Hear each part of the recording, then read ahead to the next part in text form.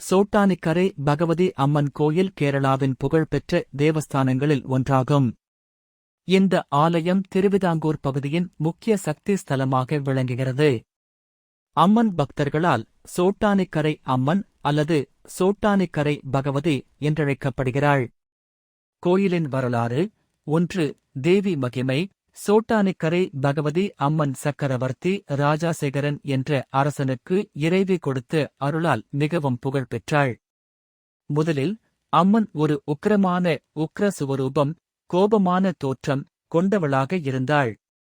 பின்னர் பக்தர்கள் பூஜை செய்து பாடல்கள் பாடி வேண்டுகோள் வைத்து வழிபட்டதால் அம்மன் கருணை மிகுந்த சாந்த சுவரூபம், அன்பும் கருணையும் நிறைந்த தோற்றம் பெற்றதாக கூறப்படுகிறது. 2. அந்தணன் பக்தி. ஒரு அந்தண பக்தன் அவளுக்கு தீவிரமாக வழிபாடு செய்தபோது பகவதி அவருக்கு தன்வயில் தோன்றி அருள் பாலித்தாள்.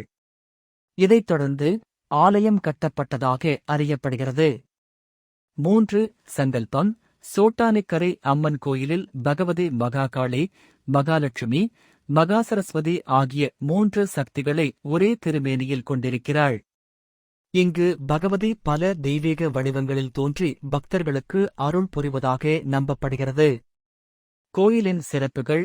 தல விருத்தாந்தம். இங்கு பகவதி அம்மன் முதல் பகலில் விஷ்ணுமாயா சக்தி வடிவில், மதியம் லக்ஷ்மி வடிவில், இரவில் சரவணபவா சக்தியுடன் இருப்பதாக கூறப்படுகிறது. அன்னதானம். கோயிலில் தினமும் பக்தர்களுக்கு அன்னதானம் வழங்கப்படுகிறது. மகர ஜோதி மற்றும் மண்டல பூஜை. சபரிமலை ஐயப்பன் வழிபாடு மற்றும் மகர ஜோதி காலத்தில் பகவதி அம்மனை வழிபடுவதை ஒரு முக்கிய சம்பிரதாயமாக கருதுகின்றனர். பகவதியின் அருள். சோட்டானிக்கரை அம்மனை கருணாமயி, அகிலாண்டேஸ்வரி, அன்னபூரணி, மருந்துதராய் என்றும் வழிபடுகின்றனர்.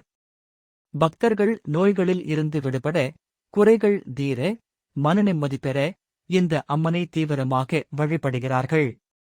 முக்கிய திருவிழாக்கள். மகர ஜோதி விழா, விநாயகர் சதுர்த்தி, நவராத்திரி விழா, மண்டல பூஜை. சோட்டானிக்கரை பகவதி அம்மன் கோயிலுக்கு வந்து வழிபடுபவர்கள் அனைத்து விதமான தோஷங்கள் மற்றும் துன்பங்களிலிருந்து விடுபடுவார்கள் என்று நம்பப்படுகிறது.